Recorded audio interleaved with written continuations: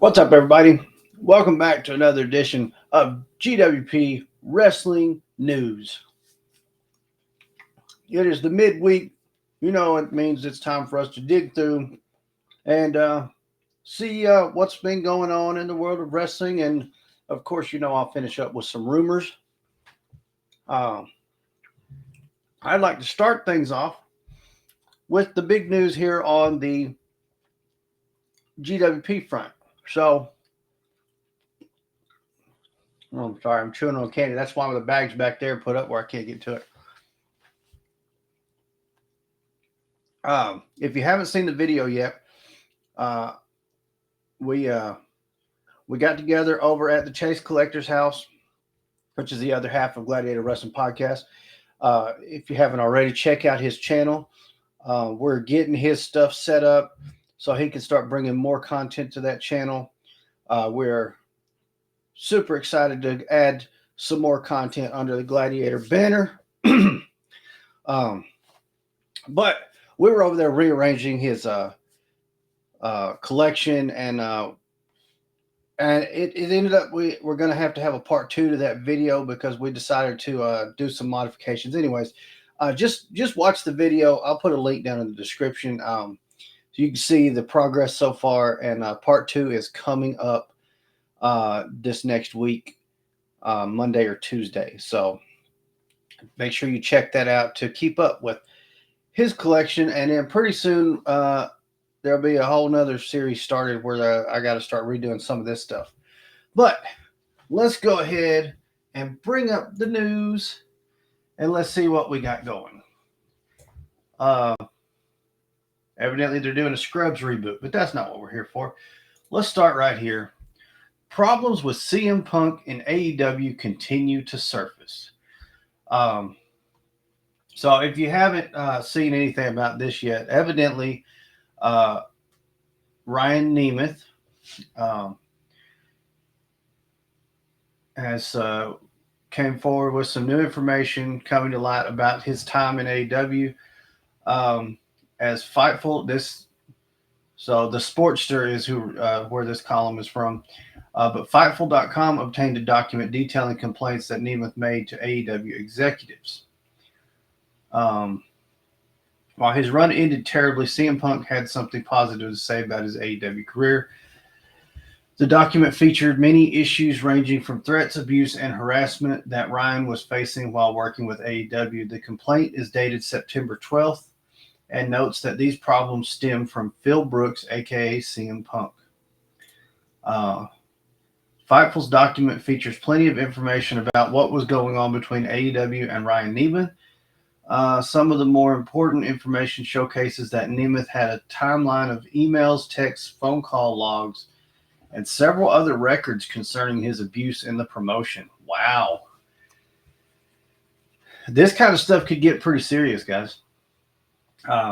Nemeth's primary issue with this being that AEW failed to respond to the incidents and instead encouraged Ryan to cut a promo against Punk on television.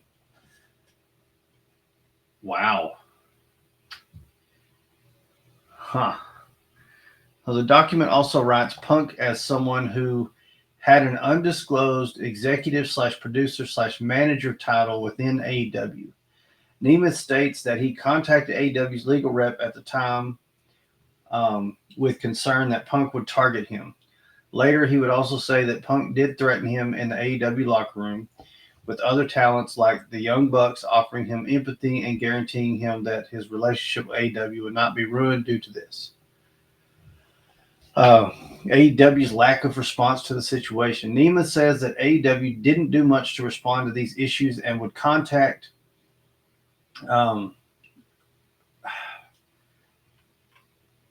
that was the. I'm sorry, I'm not. I don't like butchering the pronouncement of names. Where is that at?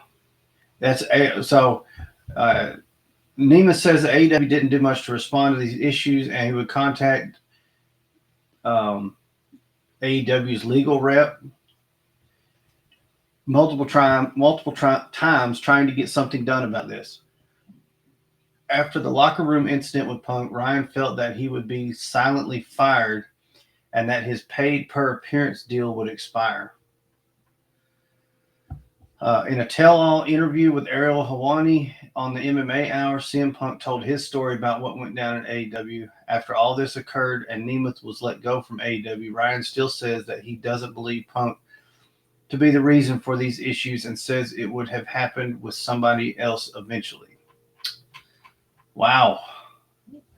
There, a lot of stuff could come under fire with this. If Punk was abusing power, I can't take a stand and say he was or wasn't. I wasn't in the damn locker room. If he was being a bully like that, that's not cool. I find it hard to believe that Punk would be a bully, an asshole. Yes. He's usually kind of anti-bully type stuff. So, not saying it didn't happen, but if he didn't like you, though, that could be a different story, But I'm not going to speculate. Like I said, I wasn't in the locker room, so that's a lot of stuff. We'll have to keep following that and see what else comes out. Next up, what the hell? Sorry about that. WWE Saturday Night's main event live from San Antonio announced for January 25th. So they did finally announce where the next Saturday night's main event that's going to be happening in January will take place. We knew about the December 14th one being in Long Island, New York. So let's see. The highly anticipated event will air live on NBC at 8 p.m. Eastern Time, 7 p.m. Central, with a simulcast available on Peacock. This marks the second primetime special under WWE's partnership with NBC Universal, continuing the momentum from its September 2024 deal. Tickets for Saturday night's main event go on sale Friday, December 13th at Ticketmaster.com. Fans can also access an exclusive pre-sale starting Wednesday, December 11th by registering through WWE's official website. For those seeking a premium experience, priority passes are available through On Location. These packages include ringside seating, pre-show hospitality, meet and greets with WWE superstars, and exclusive photo opportunities. Set in the home of San Antonio Spurs, Saturday night main event promises to deliver high-stakes matches and unforgettable moments. As the event draws closer, fans are eager to learn which superstars will headline this primetime special. Very cool. So, little side note here, and if you guys have ever had any experience with it, please let me know down in the comments. Register to get early access for pre-sale. To get exclusive pre-sale starting on Wednesday, you have to register through WWE's official sites. Have any of you guys registered to get the pre-sale stuff? I know the few shows when they've come here that we've gone to, we had to wait for regular. We didn't, but this is the first time I realized how you register for pre-sale because I couldn't figure it out before. And I'm aware that Google should be able to help me, but they did not. So, just curious if anybody sees this has ever been able to do the pre-sale. Just let me know in the comments. All right, moving on. This one's got me excited. Okay, I don't know why we used the Tony Khan picture instead of something better, but AEW hypes return of former Ring of Honor champion. So AEW hyped the return of a former Ring of Honor world champion on Wednesday's episode of AEW Dynamite. A Wild West style teaser about Bandito. I am super excited about this. It was a cheesy Western vignette they did, but it was really cool.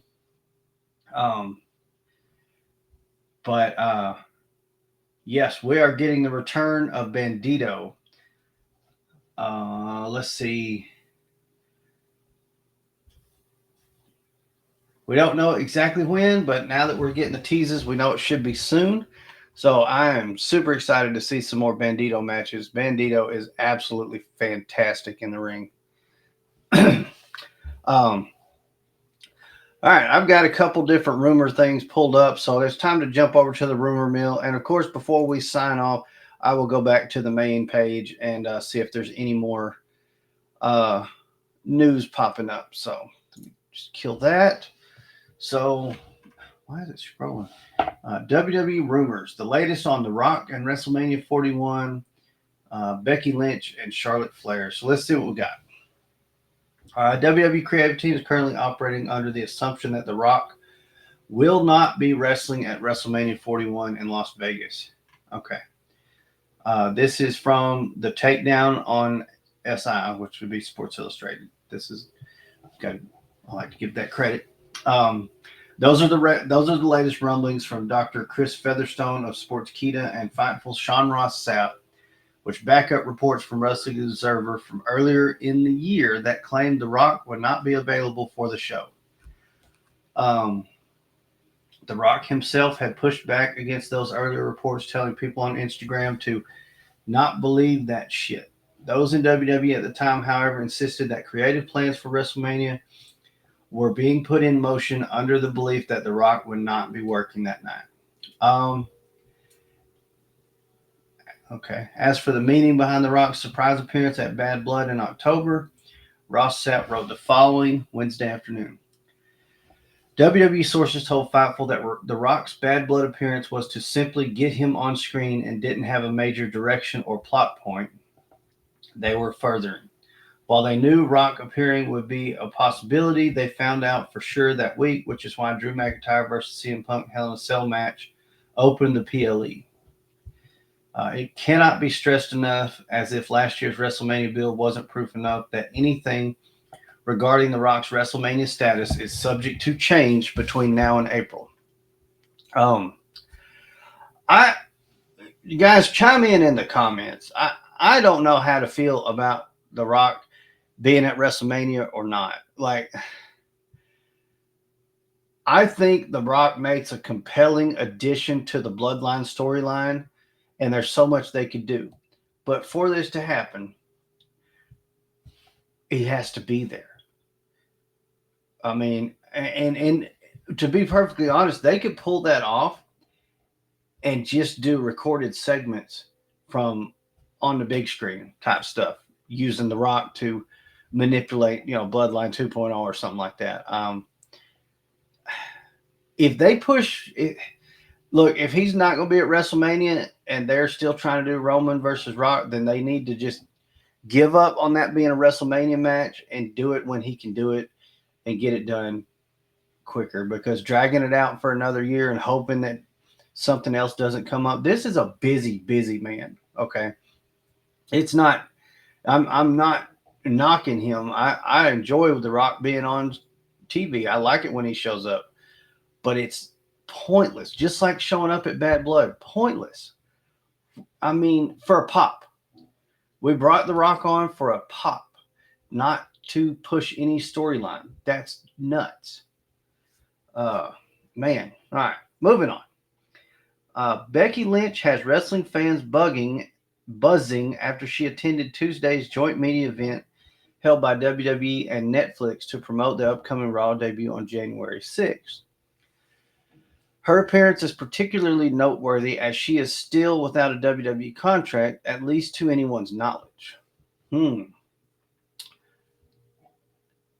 man has largely stayed out of the public eye since letting her contract expire over the summer, but the belief has long been that she was just taking an extended break from the wrestling business. Rumors have been swirling about her potential return as of late, and yesterday's Netflix events have only further fueled that speculation. Going a step further, PW Nexus is reporting that WWE is already working on creative plans for the returns of both Becky Lynch and Charlotte Flair, which they expect to be soon. I 100% am certain Charlotte Flair is coming back very soon. Becky Lynch, if they don't already have something planned for when she says I'm ready to come back, I'd be completely shocked. But the fact of the matter is, it's all depends on how much does Becky want to come back. I mean, Becky is having a hell of a time being a mom. She's doing, and we talked about this on the podcast. I'm so happy that she took the time off.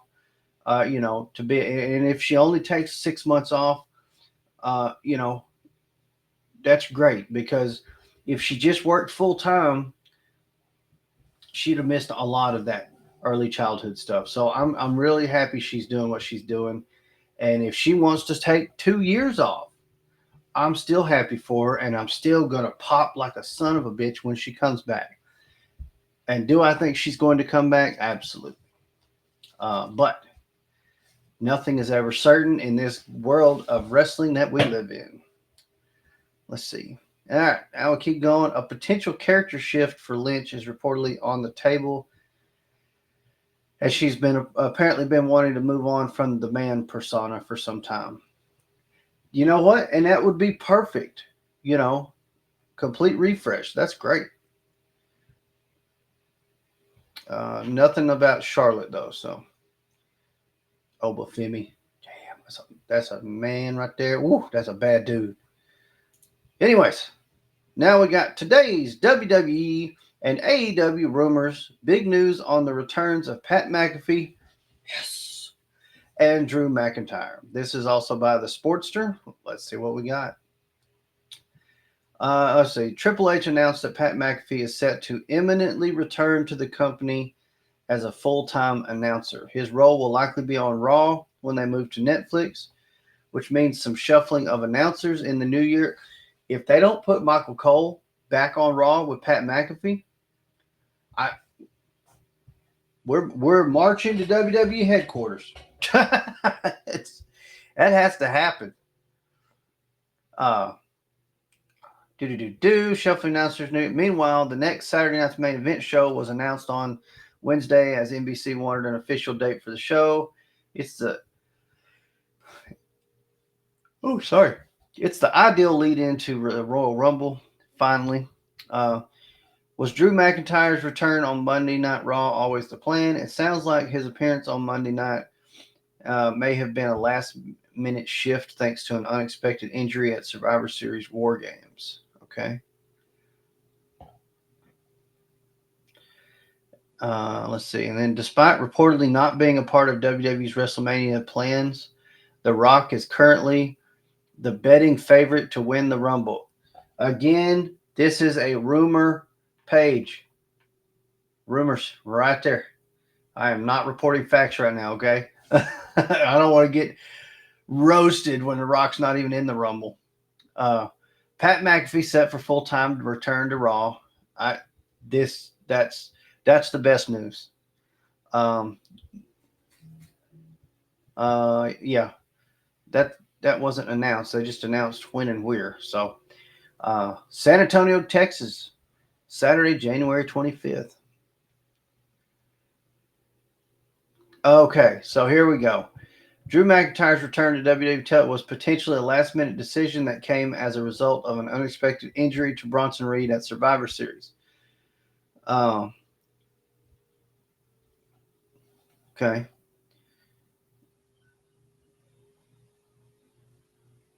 Okay, so the rumored storyline may now be that McIntyre destroyed Jey Uso backstage, and then he took out Sami Zayn. He's going after the OG bloodline. Jimmy Uso is next, and that could lead to an eventual clash with Roman Reigns. Okay. Just tune into the podcast Sunday, 7 p.m. Central, right here live on YouTube. We're going to get into this. This is going to start a whirlwind of BS on the show. So make sure you tune in Sunday. Um, let's see. Reed suffered an ankle injury when he jumped off the top of the War Games cage. When he jumped his big ass off the top of the War Games cage and landed on his feet before going through the table. That much weight on the big man was likely to result in damage. Triple H confirmed the injury, but suggested that Reed shouldn't be out that long. So I'm guessing nothing's broke or tore. We're probably talking just sprains or just impact damage. I don't know what else to call that.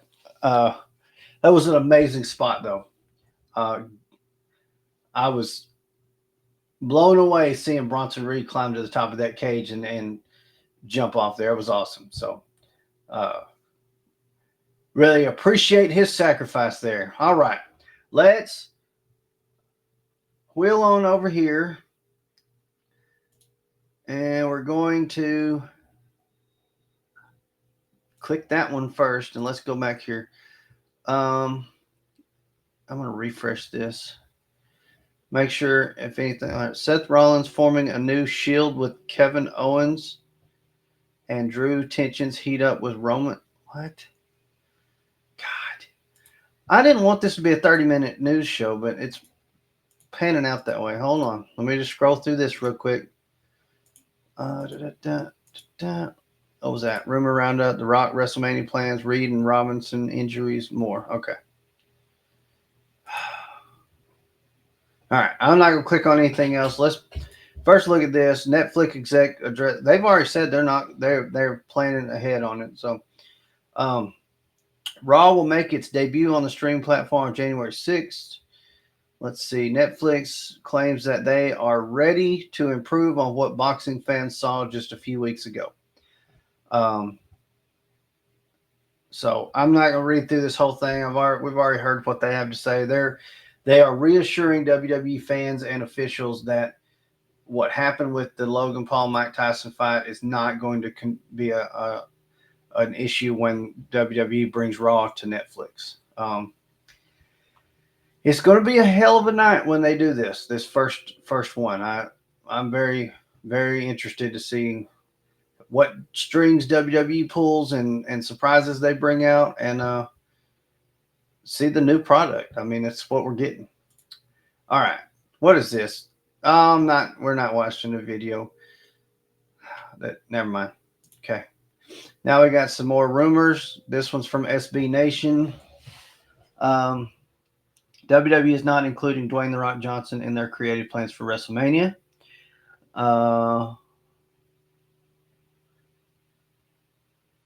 Yep. Okay. Yep. We've already gone over that stuff. Bronson Reed may have injured. No, that's not a may have. He did injure both his ankles at Survivor Series, but they're okay. Maybe it looks like he only injured his right ankle, and they're still tested to see the severity. So, Juice Robinson broke his fibula early in his match with Will Ospreay on Saturday's Collision. Damn. I'm sorry. I'm not up on anatomy. Hold on.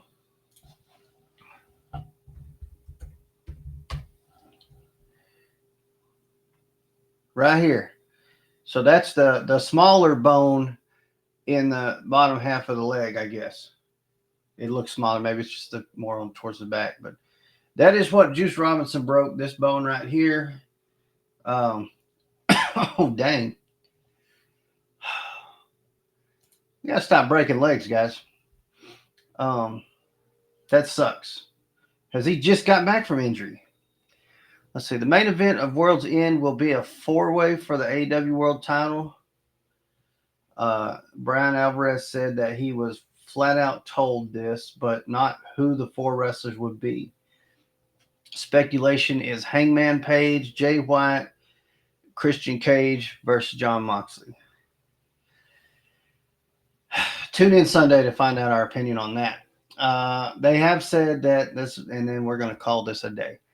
They did come out and say that Raw will remain a PG product when they move to Netflix. So the speculation that they'll be dropping F-bombs left and right on Monday Night Raw going forward, of course, are not going to happen. I mean, let's be real, though. We're still trying to get kids in the arena. I mean, as someone that's been to a lot of wrestling shows, and especially some of the smaller shows, there is nothing better for these guys than to see kids out in the audience. Okay. And yes, there's going to be some dams and hells and sons of bitches dropped and of course, there could be an F bomb that gets bleeped. They probably won't. There's probably still going to bleep the F bombs.